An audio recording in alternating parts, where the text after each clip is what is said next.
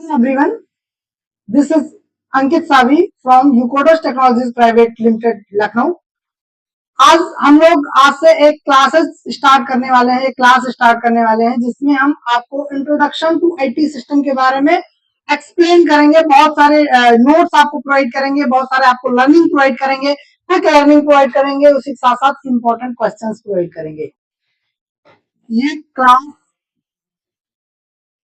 Board के students, diploma holder के students के लिए बहुत बेनिफिशियरी रहने वाला है, क्योंकि ये एक कॉमन सब्जेक्ट है हमारे आईटी के स्टूडेंट्स के लिए, सीएस के स्टूडेंट्स के लिए, इलेक्ट्रॉनिक्स के स्टूडेंट्स के लिए, मैकेनिकल के स्टूडेंट्स के लिए, सिविल के स्टूडेंट्स के लिए बहुत इंपॉर्टेंट सब्जेक्ट रहने वाला है, क्योंकि ये फर्स्ट ईयर में सब में एक कॉमन सब्जेक्ट डाला गया है। तो इसका सीरीज हम लोग स्टार्ट कर रहे हैं, जहाँ पे बहुत सारी चीजें आपको पढ़ाई जाएंगी। जैसे आपके सिलेबस में दिया गया है वैसे उसी सिलेबस के अकॉर्डिंग सारी चीजें पढ़ाई जाएंगी।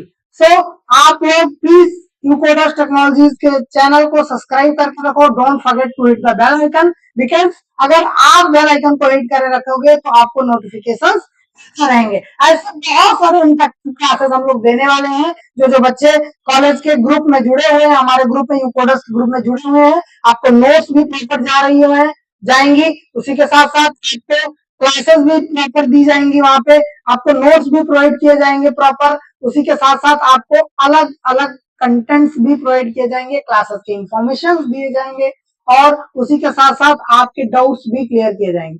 तो जो बच्चे किसी भी कॉलेज के हैं, हमारे ग्रुप को नहीं ज्वाइन कर रखा है उन्होंने, तो हमारे ग्रुप को ज्वाइन कर लें। आपके कॉलेज का पर्टिकुलर ग्रुप बनाया गया है, उस ग्रुप को ज्वाइन कर लो। हमारी टीम को आप कॉल कर सकते हो, या फिर आप हमको भी कॉल कर सकते हो ग्रुप में ऐड करने होने के लिए। ठीक, तो ये क्लासेस आज से स्टार्ट होंगी, और ये लगातार क्लासेस आपके सब्जेक्ट जब तक कंप्लीट नहीं हो जाते हैं, और सब्जेक्ट कंप्लीट होने के बाद भी हम इंपॉर्टेंट क्वेश्चंस के भी क्लासेस रखेंगे, जहां पे हम इंपॉर्टेंट क्वेश्चन से भी डिस्कस करेंगे। ओके, सो आप इन क्लासेस को, इन लेक्चर सीरीज को मिस ना करो, उसके लिए आप चैनल को सब्सक्राइब कर लो, आप बेल आइकन हिट कर लो। हम लाइव रोज 3:30 बजे कनेक्ट होते हैं आईटी सिस्टम के यूनिट्स को लेकर। तो आज हमारा पहला यूनिट है, जहां पे हम पहली टॉपिक डिस्कस करने जा रहे हैं, और हम उस टॉपिक को थोड़ा सा जानेंगे कि हमारे सिलेबस में क्या क्या दिया गया है टॉपिक पे। और ये हमारा देखो एक टॉपिक है, हम अभी introduction to IT system search कर लेते हैं। IT systems, okay, introduction to IT system, इसके जो टेबल कंटेंट है उसको देख लेते हैं। तो इसका टेबल कंटेंट ये रहा, जहाँ पे हम कोर्स के कंटेंट्स को समझ रहे हैं, और यहाँ पे हम अभी देखेंगे क्या क्या पढ़ने वाले हैं, बेसिकली क्या क्या हम पढ़ाया जाएगा। तो हमारा पहला जो टॉपिक है इस टेबल ऑफ कंटेंट का, पहला टॉपिक है, उस टॉपिक का नाम क्या है? उस टॉपिक का नाम है introduction to computer and peripherals. क्या है? Introduction to computers and peripherals. तो हम कुछ पेरिफेरल्स डिवाइसेस के बारे में पढ़ेंगे, क्या होते हैं, कैसे होते हैं, और इंट्रोडक्शन ऑफ कंप्यूटर समझेंगे इसमें। अब इंट्रोडक्शन ऑफ कंप्यूटर एक टॉपिक है, फिर कंप्यूटर जनरेशन एक टॉपिक है, फिर कंप्यूटर के कंपोनेंट्स हैं, फिर टाइप ऑफ कंप्यूटर है, सीपीयू है, रैम है, रोम है, हार्ड डिस्क है, यूएसबी है, यूएसबी फ्लैश ड्राइव है, कीबोर्ड है, माउस है, माउस के डिवाइसेस हैं, डिस्प्ले डिवाइसेस हैं, प्रिंटर है, स्कैनर है, मॉडेम्स है, और उसी साथ साथ साउंड कार्ड है, स्पीकर है, और सीएमओएस बैटरी और शेयरिंग ऑफ प्रिंटर्स है। तो इन टॉपिक्स को आज हम लोग डिस्कस करने वाले हैं ब्रीफ में, और ये बनाया जा रहा है केवल और केवल आपके एग्जाम प्रिपरेशन के लिए, क्योंकि यूकोडर्स हमेशा आपके एग्जाम प्रिपरेशन के लिए अवेलेबल होता है। जितनी हमारी फ्री ऑफ कॉस्ट सर्विसेज होती हैं वो हम आपको फ्री ऑफ कॉस्ट प्रोवाइड करते रहते हैं। तो आप अगर यूकोडर्स के साथ जुड़े हो तो आप चैनल को सब्सक्राइब कर लो, आपको बहुत सारी चीजें सीखने को मिलेंगी।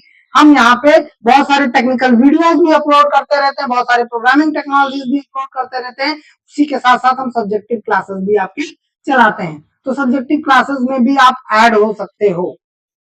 सिलेबस के बिहार पे टॉपिक है, और इसी के बिहार पे हम आज लर्निंग करने वाले हैं।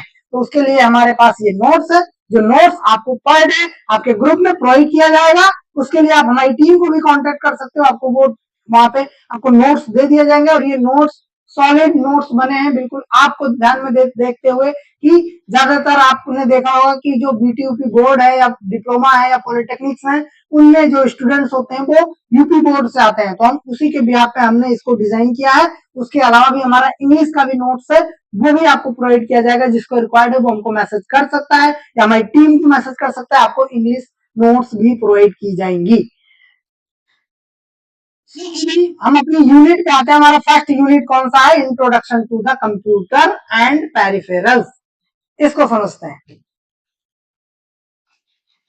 हमारा फर्स्टली एक टॉपिक है, यहाँ पे हम देखो डिफाइन किया गया इंट्रोडक्शन टू द कंप्यूटर। तो हम बचपन से पढ़ते आ रहे हैं और इसके बारे में जानते भी हैं कि कंप्यूटर क्या होता है और कंप्यूटर है क्या, कैसे काम करता है, इसके बारे में। तो हम लोग बचपन से पढ़ते आ रहे हैं, अपने कॉलेजेस में, स्कूल्स में पढ़ाया गया है, कंप्यूटर की क्लास होती थी उसमें पढ़ाया गया है, अदरवाइज हमने भी पढ़ रखा है। कंप्यूटर हम शुरू से जानते हैं कि भैया एक इलेक्ट्रॉनिक डिवाइस है और ये जो है इलेक्ट्रिसिटी की सहायता से काम करता है। इलेक्ट्रिसिटी के सहायता से क्या होता है? काम करता है। ये एक इलेक्ट्रॉनिक डिवाइस। अब इलेक्ट्रॉनिक डिवाइस कैसे काम करता है? ये मनुष्य के कार्य को आसान बनाता है, फास्ट चलता है, इजीएस्ट वे में चलता है, एक्यूरेट कलेक्शन देता है, हमको कैलकुलेशन देता है और अपने आप से बहुत सारी चीजों को यूज कर सकते हो आप इसके थ्रू। बहुत सारी चीजों को अंडर सारी चीजों को आप इसके थ्रू डेवलप कर सकते हो, डिप्लॉय कर सकते हो और आप इससे इनोवेट कर सकते हो। तो ये कंप्यूटर क्या है? जब हम कंप्यूटर के बारे में जाने तो इंट्रोडक्शन ऑफ कंप्यूटर। कंप्यूटर एक इलेक्ट्रॉनिक डिवाइस है जो कि इलेक्ट्रिक के थ्रू चलती है, इलेक्ट्रिक एनर्जी के थ्रू है। कंप्यूटर के सारे बहुत सारे काम है, जैसे आपका मोबाइल फोन भी एक छोटा सा कंप्यूटर है, एटीएम मशीन भी एक कंप्यूटर है, आपके कॉलेज में यूज किया जाने वाला कंप्यूटर भी कंप्यूटर है, आपके अटेंडेंस लगने वाली कंप्यूटर भी कंप्यूटर है और हर जगह कंप्यूटर का यूज है, बहुत ज्यादा यूज है। आप क्लासेस हम ले रहे हैं यहाँ पे, ये भी कंप्यूटर से ले रहे हैं, तो कंप्यूटर का बहुत ज्यादा यूज है। कंप्यूटर एक इलेक्ट्रॉनिक डिवाइस है जो हमारे कार्य को आसान बनाता है, समझे? ऑलराइट, अब हम आते हैं डेफिनेशन ऑफ कंप्यूटर। भाई कंप्यूटर की परिभाषा, तो कंप्यूटर एक इलेक्ट्रॉनिक डिवाइस है जो इनपुट लेता है, डेटा का इनपुट लेता है, प्रोसेसिंग करता है और हमको आउटपुट प्रोवाइड करता है। हम सब समझ रहे हैं भाई कि सर एक हमारा कंप्यूटर जो होता है वो क्या करता है? इनपुट लेता है और फिर क्या होता है? उसमें एक सीपीयू लगी होती है जो सर प्रोसेस करने का काम करता है और उसका एक आउटपुट भी होता है जो हमारे डिसीजंस होते हैं या हमारे जो कैलकुलेशंस होते हैं उनको करके वो क्या करता है? आउटपुट प्रोवाइड करता है। तो अब इसमें जो तीन चीजें हैं, क्या है? कि इनपुट है, प्रोसेसिंग है और क्या है? आउटपुट है। तो अब इसके लिए क्या क्या करते हैं? तो हम कंप्यूटर के परिभाषा में रखते हैं, मतलब ये डिफिनीशन है कंप्यूटर का कि कंप्यूटर क्या करता है सर? इनपुट लेता है, इनपुट करने के बाद क्या करता है? प्रोसेसिंग करता है, प्रोसेसिंग करने के बाद में क्या देता है? हमको एक आउटपुट देता है। तो वो कैसे देता है? कि हमने कोई इंस्ट्रक्शन लिखा, हमने कीबोर्ड में कुछ टाइप किया, टाइप करने के बाद में प्रोसेसर उसको प्रोसेस करेगा, प्रोसेस करने के बाद में हमारे डिस्प्ले पे दिखाएगा कि हमने ये टाइप किया है। अब हम बात है डेटा इंफॉर्मेशन के बारे में जानते हैं कि what is data and what is data information. तो एक्चुअली रॉ मटेरियल होता है डेटा, हमारा क्या होता है? रॉ मटेरियल होता है। लेकिन आजकल के लैंग्वेज में डेटा ऑल ओवर सर्वाइवल होता है। आपने देखा होगा एक छोटी सी इंफॉर्मेशन आपकी गई, मोबाइल हैक, आपका बैंक अकाउंट हैक हो जाता है, छोटी सी इंफॉर्मेशन जाती है। इस वजह से डेटा, इस टाइम पे डेटा का जो डिफिनेशन है, data is all over survival है। छोटी सी आपकी फोटो लीक हो गई, पता चला कि वो वायरल हो गई, कहाँ कहाँ फैल रही, क्या क्या हो रहा है, क्या क्या नहीं हो रहा है, तो डेटा ऑल ओवर सर्वाइवल रखा गया है।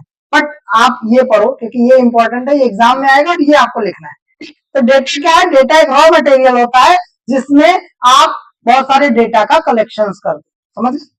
अब इंफॉर्मेशन, इंफॉर्मेशन एक ऐसी इंफॉर्मेशन होती है जो हमारी डेटा में होता है और उस डेटा के इंफॉर्मेशन को हम इंफॉर्मेशन कलेक्ट कर सकते हैं और उसमें हम उसको रख सकते हैं। लाइक जैसे हम अब एक एग्जांपल पे रखें, आपके मार्क्स, वो भी क्या है? डेटाबेस में जाता है, आप रिजल्ट देखते चेक करते हैं बीटीयूपी पे, वहां पे रिजल्ट पे आपको रिजल्ट शो करता है पूरा पूरा। तो वो क्या है कि उस डेटा का इंफॉर्मेशन वहां पे आ रहा है और इंफॉर्मेशन आप देख पा रहे हो। इंफॉर्मेशन क्या है? कि डेटा डेटाबेस से आया और डेटाबेस हमारे कहाँ फेच हुआ? हमारे रिजल्ट में फेच हुआ और हम डिस्प्ले में देख पा रहे हैं, वो क्या है? इंफॉर्मेशन। क्लियर? ऑलराइट। कंप्यूटर का काम करने का तरीका क्या है या कंप्यूटर का काम क्या है। तो भाई हमने अभी बताया आपको कि इनपुट ले सकते हो आप, प्रोसेसिंग करोगे, आउटपुट करोगे, और आउटपुट में आप आउटपुट कर सकते हो या किसी डेटा को स्टोर करने का काम कर सकते हो। मतलब मान के चलो कि हमने वीडियो रिकॉर्ड किया, तो अब वीडियो हमने रिकॉर्ड किया तो आउटपुट में वीडियो हम देख भी सकते हैं और उसको अपने हार्ड डिस्क में रिकॉर्ड भी कर सकते हैं, अपने ड्राइव में रख भी सकते हैं। तो ये चीज आ गई, ये क्या करता है, ये कंप्यूटर इसका ये कार्य कंप्यूटर क्रिएट करता है या कंप्यूटर इसको चलाता है या ऐसे कंप्यूटर परफॉर्म करता है। उदाहरण के लिए अगर हम बात करें कि ऑनलाइन फॉर्म भरते हो आप, तो आपने डेटा भरा, तो डेटा आपने जब इनपुट दिए तो वहां पे क्या हुआ, प्रोसेसिंग हुई और वो डेटा मैसेज के थ्रू आउटपुट हो गया, मतलब आपके सर्वर पे डेटा चला गया या कहीं डेटा स्टोर हो गई। भाई डेटा स्टोर होगी तभी तो एडमिट कार्ड डाउनलोड करके तुरंत आ जाता है, क्यों, क्योंकि वो डेटा आपके डेटाबेस में स्टोर हो चुका है। फिर हम बात कर रहे थे, यहाँ पे कीबोर्ड है, एक एग्जांपल बनाएगा कि कीबोर्ड है, इससे हम क्या दे रहे हैं, इनपुट दे रहे हैं, यानी कि इंस्ट्रक्शन दे रहे हैं। अब इंस्ट्रक्शन क्या हो रहा है, प्रोसेस हो रहा है, किसके थ्रू प्रोसेस होगा, सीपीयू, यानी कि सेंट्रल प्रोसेसिंग यूनिट के थ्रू प्रोसेसर होगा, प्रोसेस होगा। अब उसमें प्रोसेस होने के बाद में हम उसको आउटपुट ले सकते हैं, उसको हम आउटपुट दिखा सकते हैं, आउटपुट लिए हम उसको यूज कर सकते हैं। अब यहाँ पे क्या हुआ, हमने पहले बताया था इनपुट, प्रोसेसिंग और आउटपुट, ये हो गया इसका प्रोसीजर। अब हमारी नेक्स्ट टॉपिक देखो, हम टॉपिक देख लें कि क्या है। हमारा दूसरा टॉपिक है भैया जनरेशन ऑफ कंप्यूटर। कंप्यूटर का जनरेशन जानते हैं, तो कंप्यूटर का जनरेशन क्या होता है भाई, जनरेशन समझना है ना तो आप अपनी जनरेशन समझिए। जैसे कहा नहीं जाता कि नए जनरेशन के लड़के हैं, है नहीं, कहा जाता है नए जनरेशन के लड़के हैं, या फिर बहुत ओल्ड जनरेशन का पर्सन है भाई ये तो, है नहीं। तो ये क्योंकि क्या है, जनरेशन जो होता है वो जनरेशन उसकी इक्वालिटी यानी कि उसकी अपग्रेडेशन पर डिपेंड करता है।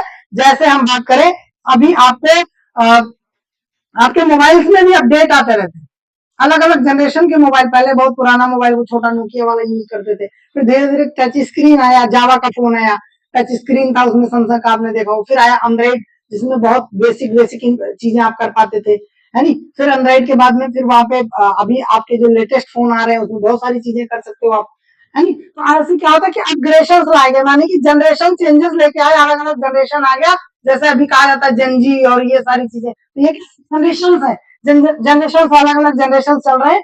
वैसे ही हमारे कंप्यूटर के जनरेशन थे, और उसी जनरेशन के बिहाफ पे हमारे कंप्यूटर को अपग्रेड डे वाइज अपग्रेड करता गए, करते गए करते गए करते गए, और अपग्रेडेशन से ही हम यहाँ पे अलग अलग तरीके के कंप्यूटर देखने को पाते हैं। जैसे सबसे पहले हमारा फर्स्ट जनरेशन का कंप्यूटर आया, जिसमें हम, आप समझो पहले जनरेशन होता क्या है, पहले और अच्छे तरीके समझ लो, नहीं समझ पा रहे हो तो कमेंट आउट करो, आप कमेंट करो, हम आपको समझा देंगे वहां पे। बट फिर भी आप समझ लो, कंप्यूटर का जो डेवलपमेंट होता है, मतलब वेरियस टाइप ऑफ डेवलपमेंट होता है कंप्यूटर का, उसी को हम जनरेशन कहते हैं। जैसे फर्स्ट जनरेशन तो भाई बहुत पुराना जनरेशन होगा, सेकंड जनरेशन मतलब थोड़ा सा नया जनरेशन, फिर अगर थर्ड जनरेशन है तो हो सकता है भाई उसमें और भी कुछ चीजें अपग्रेड की गई। ऐसे फोर्थ जनरेशन है जहाँ पे और भी चीजें अपग्रेड किया गया, समझ। तो ऐसे ही होते हैं हमारे जनरेशन। अब जनरेशन क्या होते हैं, हमारी चीजों को अपग्रेड करती जाती हैं। तो हमारे कंप्यूटर में सबसे पहली जनरेशन आया 1940 में, यानी कि 1914 में आया, तो कब तक 1956 तक चला। तो ये आया और 56 तक चला। ये क्या था, हमारा जनरेशन ऑफ कंप्यूटर था, जिसमें एक टेक्नोलॉजी यूज की गई थी। उस टेक्नोलॉजी को हम बोलते हैं वैक्यूम ट्यूब। क्या बोलते हैं, वैक्यूम वैक्यूम ट्यूब टेक्नोलॉजी आई। और इसका भाई हम साइज की बात करें तो आकार में बहुत बड़ा, एक कमरे में आता था भाई यार, इतना बड़ा।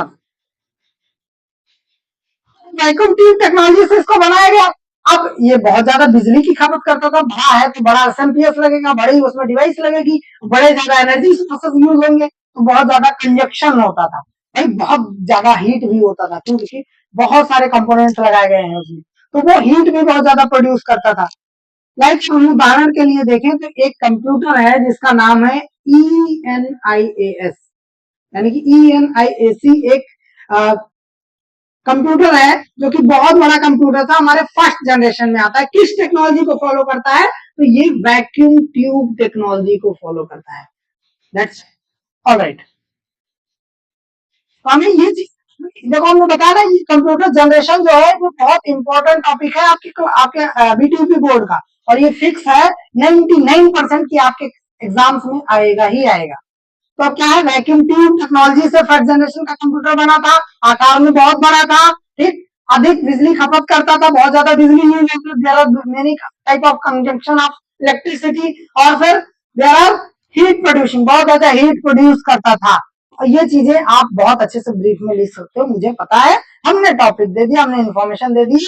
अब नोटबुक आएगा, तो नोटबुक में या फिर आपको जो एग्जाम की कॉपी मिलेगी उसमें आपको भर के आना है, ठीक। और हमें पता है कि हम बहुत अच्छे से लिख के आओगे, बहुत सारी चीजों को डिफरेंट करके आओगे। बस हमें ये पैटर्न याद रखना है कि हमें टेक्नोलॉजी लिखनी है, कौन सी टेक्नोलॉजी में हमारा फर्स्ट जनरेशन का कंप्यूटर बना, दूसरा उसका उसमें क्या क्या कंजक्शन थे, क्या क्या बहुत ज्यादा डिफरेंसिटी थी, ये सब चीजों को अच्छे से डिफाइन करना है। ऑलराइट, फिर आता है हमारा सेकंड जनरेशन। तो सेकंड जनरेशन हमारा 1956 से 1963 तक चला, मतलब 1956 में इसको बनाया गया सेकंड जनरेशन को कंप्यूटर को, और वो कब तक चला, 1963 तक चला।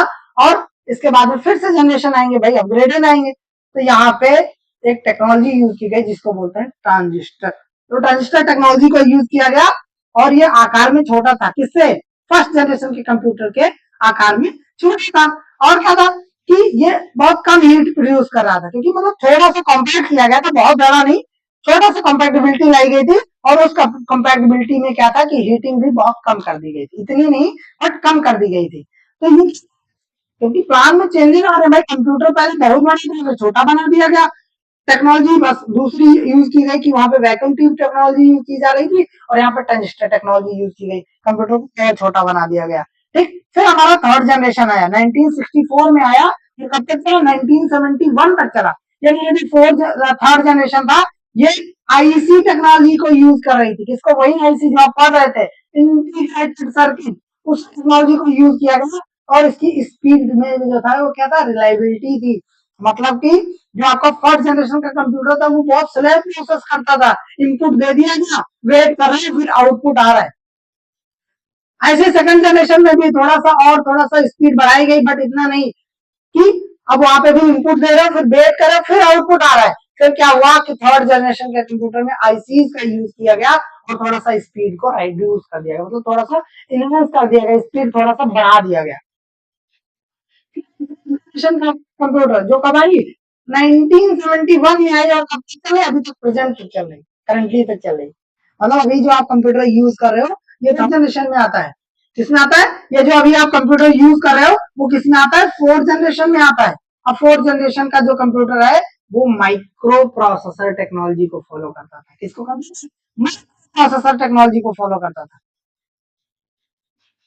हम माइक्रो प्रोसेसर टेक्नोलॉजी को अगर फॉलो करता था तो उसमें माइक्रो प्रोसेसर में आपको पता है कि फास्ट एग्जीक्यूशन होता है, मल्टीपल टास्क हम कर सकते हैं एक साथ, ठीक। और अलग अलग इसके यूजर्स हैं, लाइक पर्सनल कंप्यूटर आप इससे बनाते हो, यूज करते हो, आपका जो पीसी है वो किसमें था, फोर्थ जनरेशन में है आपका कंप्यूटर। अब अभी फिफ्थ जनरेशन भी चल रहा है, मतलब फ्यूचर भी है इसका और चल भी रहा है।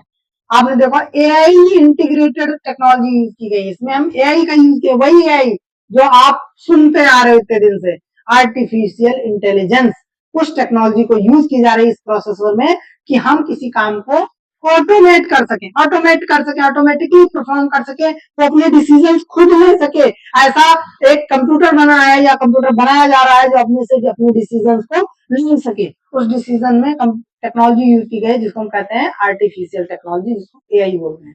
जैसे रोबोट हो गया, स्मार्ट मशीन हो गए, और ये कुछ आपको इस कंप्यूटर जनरेशन के यहाँ पे आपको डिटेल्स देखने को मिल जा रही है।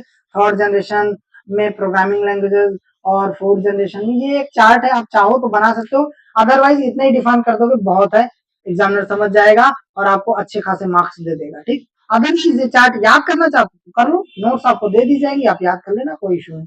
बट ये फिक्स है कि कंप्यूटर जनरेशन आएगा ही आएगा। पार्ट्स ऑफ कंप्यूटर की बात करें, पार्ट्स ऑफ कंप्यूटर की बात करें कि कौन कौन से पार्ट है, मेन पार्ट्स कौन कौन से हैं उनके बारे में जानेंगे। तो कंप्यूटर के कुछ इनपुट टाइप टूल्स होते हैं या इनपुट टाइप ऑफ डिवाइस होती है। जैसे इनपुट यूनिट की बात करें तो इनपुट में जो कि कंप्यूटर में क्या करता है, डेटा इंस्ट्रक्शन का काम करता है, डेटा संप्रेषण का काम करता है। तो वो एक इनपुट डिवाइस ही होता है जो डेटा का प्रदान करता है, किसको, कंप्यूटर को। अब इनपुट डिवाइस में बात करो तो भाई कीबोर्ड होता है, कीबोर्ड आपने देखा है कंप्यूटर का, यानी कीबोर्ड होता है, माउस होता है, स्कैनर होता है, ये क्या है, इनपुट डिवाइस। कीबोर्ड हो गया, नंबरिंग पैड हो गया, माउस हो गया, रिमोट हो गया, जॉयस्टिक हो गया, टच स्क्रीन हो गया, स्कैनर हो गया, ग्राफिकल टेबल हो गया, माइक्रोफोन हो गया, डिजिटल कैमरा हो गया, वेब कैम हो गया, लाइट फैंस हो गए। ये क्या है? ये इनपुट टाइप ऑफ डिवाइस। इतनी ज्यादा याद करने की जरूरत नहीं, आप यही 3 याद कर लो। कौन कौन से? कीबोर्ड, माउस, स्कैनर, और भी 1-2 तो आप अपने मन से लिख ही दोगे, है नी? इतनी सारी चीजें हैं। बाकी अब हम आते हैं सीपीयू पे। तो हमारा टॉपिक कौन सा है? CPU, central processing unit. तो ये सेंट्रल प्रोसेसिंग यूनिट क्या होती है?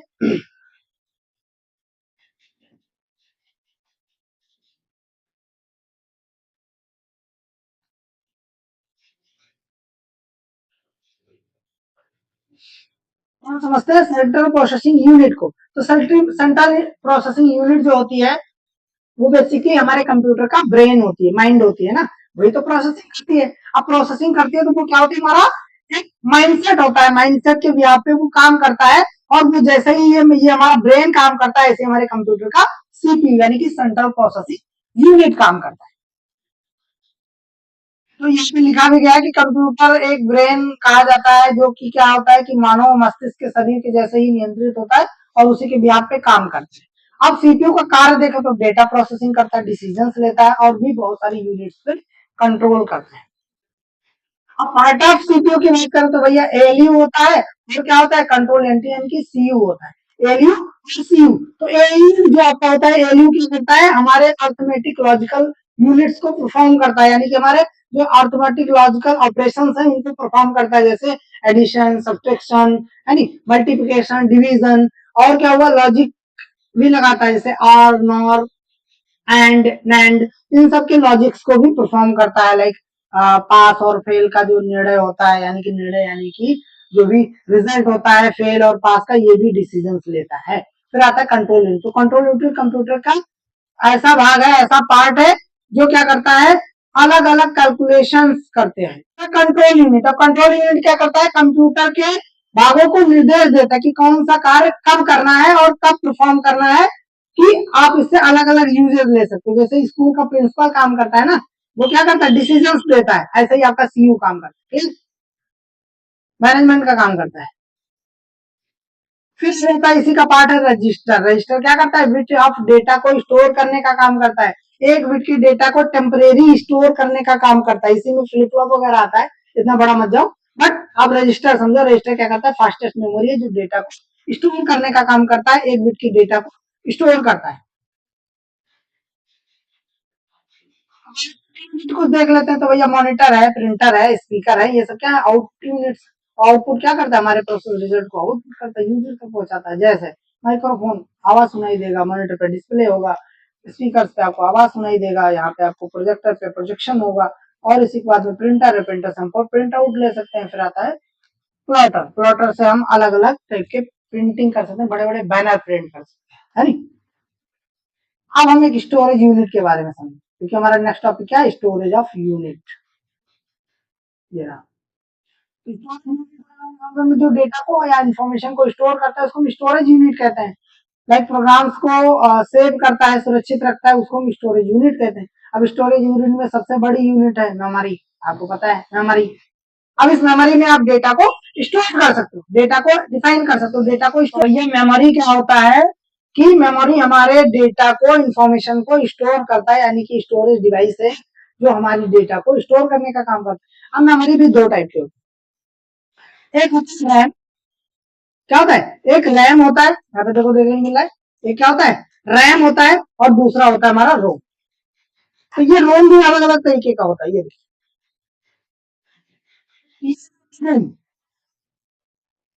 ये अगर आप रोम और ये क्या होता है? रैम।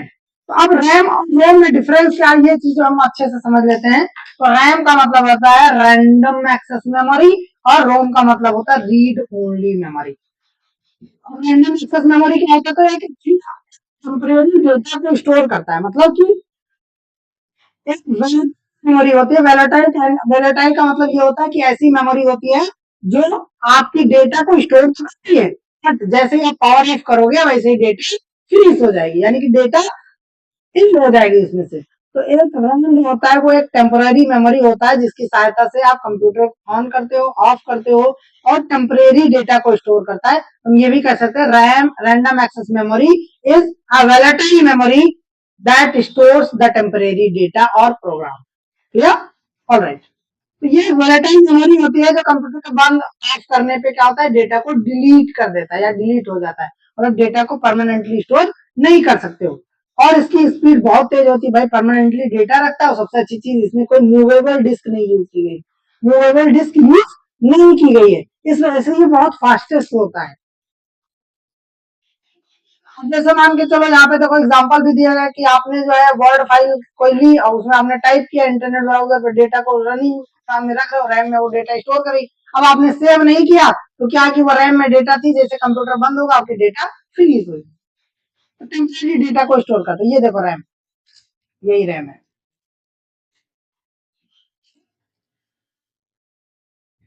हम बात करते हैं रोम की, हम बात करते हैं रोम की जिसको हम बोलते हैं रीड ओनली मेमोरी। ठीक, अब रीड ओनली मेमोरी क्या होती है? रीड ओनली मेमोरी में हम परमानेंट किसी डेटा को स्टोर कर सकते हैं, किसी भी परमानेंट डेटा को स्टोर कर सकते हैं। अब ये रीड ओनली मेमोरी कुछ इस तरीके से आती है, देखो भाई ये कि हार्ड डिस्क हो गई, ये भी रीड ओनली मेमोरी है। ये देखो एक एचडीडी है, ये भी रीड ओनली मेमोरी है, ठीक, जिसको हम रोम बोलते हैं। और यहाँ पे आपको देखने को मिल रहा होगा ये भी क्या है, एक रोम है। पेन ड्राइव भी ये क्या है, रोम है। ये यहाँ पे एक एसएसडी देखने को मिल रही है, ये भी क्या है, रोम मेमोरीज होती हैं जिनमें हम इंफॉर्मेशन को, डेटा को परमानेंटली स्टोर करते हैं। अब इसका यूज क्या है, तो हमारे बूट मेमोरी को मतलब बूट करने के काम आता है। नॉन वोलेटाइल मेमोरी है, मतलब कि डिस्ट्रॉय नहीं होती है, डेटा एक बार सेव हो गई कभी भी आप रिकवर भी कर सकते हो, आपने फॉर्मेट कर दिया कभी भी का डेटा है वो रिकवर हो जाए, उसको रिकवर कर सकते हो आप। जब कंप्यूटर स्टार्ट करते हैं तो वहां पे क्या होता है कि हमारा जो रीड ओनली मेमोरी यानी कि रोम है उसमें डेटा को हम स्टोर करके रखते हैं और उसी डेटा से हमारा जो लोगो है या फिर हम जो ऑन कर रहे हैं, एक्टिव हो रहे हैं, तो हमारा जो ऑपरेटिंग सिस्टम लोड हो रहा है वो सब कहाँ स्टोर होता है, रोम में स्टोर होता है। तो यहाँ पे कुछ ग्राफिक भी है कि रैम और रोम में क्या डिफरेंस होता है, तो ये डिफरेंस भी आप देख सकते हो कि ये फास्टर होता है, वो कम फास्टर होता है, थोड़ा सा स्लोअर होता है, ये वोलेटाइल होता है, ये नॉन वोलेटाइल होता है। ठीक, और ये बायोस वगैरह के यूज में आता है, वो वर्किंग ऑफ मेमोरी में यूज की जाती है। तो ऐसा आप इन सब चीजों को लिख सकते हो, राइट डाउन कर सकते हैं। अब मिलता है सेकेंडरी स्टोरेज। सेकेंडरी स्टोरेज भी आपका क्या है, सेकेंडरी स्टोरेज भी आपका रोम होता है जहां पे आप डेटा को सेव करते हो। जैसे हार्ड डिस्क हो गया आपका, हार्ड डिस्क क्या है, ये हार्ड डिस्क है भाई, ये मूवेबल होता है। देखो इसके अंदर ये डिस्क लगी है और ये डिस्क क्या है, मूवेबल है। यहाँ पे दिख रहा है ये मूवेबल डिस्क है, हमने देखो ओपन करके दिखा दिया, ये क्या है, मूवेबल डिस्क है। ऐसी मूवेबल डिस्क किसमें होती है, हार्ड डिस्क के अंदर होती है। अब ये हार्ड डिस्क अलग अलग तरीके की होती है भाई, दो तरीके की हार्ड डिस्क होती है। एक तो हार्ड डिस्क जो आपकी होती है वो सेकेंडरी मेमोरी में आती है। पहली चीज क्या है कि वो सेकेंडरी मेमोरी में आती है और सेकेंडरी मेमोरी लॉन्ग टर्म के लिए चलती है, मतलब बहुत दिन तक लिए इसका यूज कर सकते हो। इसका जो ड्यूरेशन है वो बहुत दिन तक होता है, आप इसको कभी भी आप इसको बहुत दिन तक यूज कर सकते हो। ठीक, अब इसमें हम डेटा फाइल्स रख सकते हैं, वीडियो रख सकते हैं, फोटोज रख सकते हैं, अपनी फाइल्स को रख सकते हैं, अपनी डॉक्यूमेंट्स को रख सकते हैं, स्टोर कर सकते हैं। और इसकी कैपेसिटी भी बहुत ज्यादा होती है, 512 हो गया, 500 जीबी हो गया, 1 TB हो गया, 2 TB हो गया, और बहुत सारे कंप्यूटर के अंदर लगे ही जाती है जिसको बोलते हैं हार्ड डिस्क। क्या बोलते हैं, हार्ड डिस्क। तो यहाँ पे देखो उदाहरण के लिए फोटोज भी दिए गए हैं, इसको देखो ओपन करके फोटोज दिए गए। अब आता है यूएसबी फ्लैश ड्राइव, ये भी सेकेंडरी मेमोरी में आता है। तो यूएसबी फ्लैश ड्राइव जो हम आपको दिखा रहे थे, ये क्या है, पेन ड्राइव। पेन ड्राइव क्या फ्लैश ड्राइव है जो कि पोर्टेबल होता है, छोटी साइज में होता है, कैरी करना आसान होता है और तो इजीली यूज कर सकते हो। आपने क्या किया भाई, ये पोर्टेबल है, आप सीधे गए पेन ड्राइव में लगाया, यूएसबी में लगाया और डायरेक्टली आप इसको यूज कर पा रहे हो, तो पोर्टेबल भी होता है। कॉलेज असाइनमेंट और इसका सबके लिए यूज किया था, तो ये कुछ आपको यूएसबी ड्राइव देखने को मिल रहे हैं ना। ऐसे ही कुछ पेरिफेरल डिवाइसेस है, उनकी वर्किंग हम समझते हैं। तो वैसे मॉडेम हो गया आपका, मॉडेम क्या करता है, इंटरनेट कनेक्टिविटी करता है। मॉडेम क्या है, इंटरनेट कनेक्टिविटी करता है, कुछ इसी टाइप से पेनड्राइव के टाइप का दिखेगा जिसमें सिम लग जाता है। ठीक, सिम लग जाता है, यूज होता है। अब उसमें क्या होता है कि सिम के स्लॉट्स होते हैं, वो सिम क्या करता है कि सर वहां से हमारे सैटेलाइट से कनेक्टिविटी लेता है, टावर से कनेक्टिविटी लेता है और हमारे कंप्यूटर में इंटरनेट प्रोवाइड कर पाता है। ठीक, तो ये हो गया आपका मॉडेम। मॉडेम क्या होता है कि आपको इंटरनेट प्रोवाइड करता है। अब ये मॉडेम अब बहुत ज्यादा जो है यूज होते हैं, अलग अलग देखो, अब राउटर्स आ गए, राउटर से डेटा स्टोर कर इंटरनेट कनेक्टिविटी करते हो, तो ऐसे ही आप अलग अलग यूजेस ले सकते हो। तो मॉडेम बेसिकली क्या होता है, यहाँ पे देखो डिफाइन किया गया है कि मॉडेम एक कम्युनिकेशन डिवाइस है जो कंप्यूटर को इंटरनेट से कनेक्ट करने का काम करता है। मॉडेम का फुल फॉर्म होता है मॉड्यूलर डेमॉड्यूलर, मतलब मॉड्यूलर और डिमॉड्यूलर, जिससे अब क्या होता है कि हम किसी नेटवर्क को कनेक्ट कर सकते हैं अपनी computer. Clear? All right. Modem का कार्य क्या है, तो डिजिटल सिग्नल को एनालॉग सिग्नल में बदलता है, एनालॉग सिग्नल को डिजिटल सिग्नल में बदलता है, और जिससे आप ऑनलाइन क्लास, ईमेल भेजना, और इंटरनेट कनेक्ट हो गया तो सब कुछ हो जाएगा ना, तो इंटरनेट कनेक्टिविटी कर सकते हैं। ये मॉड्यूल का होता है, देखो कैसे कनेक्टिविटी करता है, इसका पूरा यहाँ पे ग्राफिक है, आप चाहो तो कर सकते हो इससे। देखो अलग अलग इंटरनेट कनेक्टिविटी है, यूएसबी कनेक्टिविटी है, वाईफाई कनेक्टिविटी है, और बहुत सारे कनेक्टिविटी कर सकते हो। ये वायरलेस राउटर का एक्चुअली लगा हुआ है, ऐसे ही मॉडेम भी काम करता है, इसको बहुत ज्यादा ध्यान देने की जरूरत नहीं। राउटर, ये वही राउटर है जिससे आप इंटरनेट कनेक्टिविटी करते हो, इस टाइप से जो राउटर होते हैं जिससे आप कनेक्टिविटी करते हो, इंटरनेट की कनेक्टिविटी कर पाते हो। तो मॉड्यूल्स होते हैं जिससे आप अपने कंप्यूटर में कनेक्टिविटी कर पाते हो। ठीक। अब साउंड कार्ड की बात करें तो साउंड कार्ड क्या होता है, साउंड कार्ड बेसिकली ये होता है, और इस साउंड कार्ड में देखो इनपुट आउटपुट और एक आईसी भी यूज की गई है अलग अलग। इस चीज का यहाँ पे देखो एक साउंड कार्ड दिया गया है, जिस साउंड कार्ड से एक अच्छी साउंड ले सकते हैं। जैसे बहुत सारी बड़ी बड़ी कंपनीज होती है जिनमें साउंड कनेक्टिविटी के लिए अलग से साउंड कार्ड यूज किया जाता है, किसी भी कंप्यूटर में यूज किया जाता है, जिससे हम अच्छी क्वालिटी के साउंड मिल पाते हैं। तो ये इस तरीके से साउंड कार्ड दिखता है, जिससे क्या होता है कि आपको स्पीकर की आवाज जो होती है वो नहीं आएगी, इसके थ्रू आप क्या होता है माइक्रोफोन का यूज कर सकते हो, एम्पलीफायर लगा सकते हो। और तो वैसे तो जो लेटेस्ट मदरबोर्ड आ रहे हैं उसमें अलग से साउंड कार्ड नहीं दिया जाता है, उसी में यूज किया जाता है। अच्छी क्वालिटी के बनाने के लिए आप साउंड कार्ड का यूज कर सकते हो, जो क्या करता है कि कहीं से इंटरनेट कनेक्टिविटी से या किसी भी कनेक्टिविटी से हमको साउंड प्रोवाइड करने का काम करता है। समझ लो, तो साउंड कार्ड का काम क्या है, ये एक इंटरनल कंपोनेंट होता है जो कि मदरबोर्ड में मिल लग सकता है या फिर ऐसे एक्सटर्नली भी होता है। देखो यूएसबी कनेक्शन से आप इसको कनेक्ट कर सकते हो, जिससे आप एक अच्छी वॉइस जनरेट कर सकते हो। समझ गए? तो बेसिकली में जो माइक रिकॉर्डिंग है या फिर जो साउंड की आउटपुट है उसको आप इस साउंड कार्ड से दे सकते। फिर आती है सियामोस बैटरी। तो सियामोस बैटरी क्या है, सियामोस बैटरी कंप्यूटर के मदरबोर्ड में लगाई जाती है। छोटी सी बैटरी गोल गोल होती है, आपने देखा है यहाँ पे डिफाइन की गई, छोटी सी गोल गोल बैटरी होती है, जो जिसमें क्या होता है एक 5 वोल्ट 3.7 वोल्ट का पावर स्टोर होता है, और उस पावर स्टोर से आपके कंप्यूटर के मदरबोर्ड को एक्टिव रखता है। ये मतलब कि आपने देखा कंप्यूटर ऑन करो तो आपका टाइम रीसेट नहीं होता है, तो वो टाइम एक्सपेरिमेंट इसीलिए होता है कि हम ये छोटा सा सीएमओएस बैटरी यूज की जाती है, जिसको आपके टाइम को रोक के रखता है। देखा होगा आपने रिमोट वगैरह में भी इसका यूज किया जाता है। ठीक। एक छोटी सी बैटरी होती है, बैटरी पैक होती है, जो क्या होता है सिस्टम डेट और टाइम को सेव रखता है, मतलब आपके कंप्यूटर सिस्टम के जो टाइम डेट की मॉड्यूल है उसको एक्टिव रखता है। बायोस की सेटिंग को भी सुरक्षित रखता है। बायोस क्या है, जब आप कंप्यूटर ओपन करते हो तो वहां पे बायोस सेटिंग भी आ सकती है, जिसमें आप F10 F9 कीबोर्ड प्रेस करते रहोगे, जैसे ओपन होगा तो एक बायोस सेटिंग आती है, पूरा खुल के आता है। एचपी का होगा तो एचपी का खुलेगा, फिर आएगा पूरा सेटिंग आएगा, तो उसको हम बोलते हैं बायोस। और अगर सीमोस बैटरी खराब हो जाती है तो क्या क्या होगा, आपका टाइम रिसेट हो जाएगा, आपका बायोस रिसेट हो जाएगा, आपका सारी जो चीजें हैं वो डिस्टर्ब हो जाएंगी। ठीक, टाइम डेट सारी चीजें चेंज हो जाएंगी। अब आती है शेयरिंग प्रिंटर के बारे में। भैया तो इसके नाम से ही पता चला है शेयरिंग प्रिंटर, यानी कि प्रिंटर को करना। प्रिंटर शेयरिंग का अर्थ है प्रिंटर को नेटवर्क के माध्यम से कई सारे कंप्यूटर्स में कनेक्ट करना। मतलब कहने का मतलब हमारे पास एक प्रिंटर है और उसका आउट उस पे प्रिंट वो भी दे पा रहे हैं, वो भी दे पा रहे हैं, वो भी दे पा रहे हैं, वो भी दे पा रहे हैं। अलग अलग यूजर्स जो हैं वो यूजर्स वहां पे क्या रहे प्रिंट दे पा रहे हैं, और प्रिंटर एक प्रिंट करके उस डेटा को प्रिंट कर दे रहे हैं। किसी नेटवर्क के माध्यम से, किसी लैन केबल के माध्यम से हम यहाँ पे इसका स्टेबलाइजेशन करें तो यह क्या होगा, शेयरिंग प्रिंटर हो गया। स्कूल्स में, ऑफिस में ज्यादा यूज होता है, तो वो भी प्रिंटर से, बैंक में होता है, एक प्रिंटर होता है, वहां से उन्होंने प्रिंट कर दिया, वो वहां पे प्रिंट हो गया। ठीक, तो ये शेयरिंग प्रिंटर्स होते हैं। अब शेयरिंग प्रिंटर्स का एडवांटेज और डिसएडवांटेज देखें कि ये होता है भैया कि जो एडवांटेजेस हैं उसकी कॉस्ट कम आती है, एक प्रिंटर में सब लोग यूज कर लिए। मेंटेनेंस का आसान है कि एक ही प्रिंटर है, सब लोग मेंटेन मतलब सब लोग यूज कर रहे हैं, एक ही जगह मेंटेन हो जा रहा है। ऑफिस और लैब एफिशिएंसी में ज्यादा यूज होता है। Alright, thanks to all of you. हम लोग ऐसे ही रोज कनेक्ट होते रहेंगे और बहुत सारे क्लासेस में जो भी हमारे एक्सपर्ट लेक्चर्स हैं उनको देखते रहेंगे, समझते रहेंगे, इनमें जो भी टॉपिक्स आ रहे हैं, फिर भी कंफ्यूजन हो रहा है, आप कमेंट आउट करो, हमारी टीम को मैसेज करो, हमारी टीम अवेलेबल है आपको इंस्टॉल करने के लिए, आपको समझाने के लिए।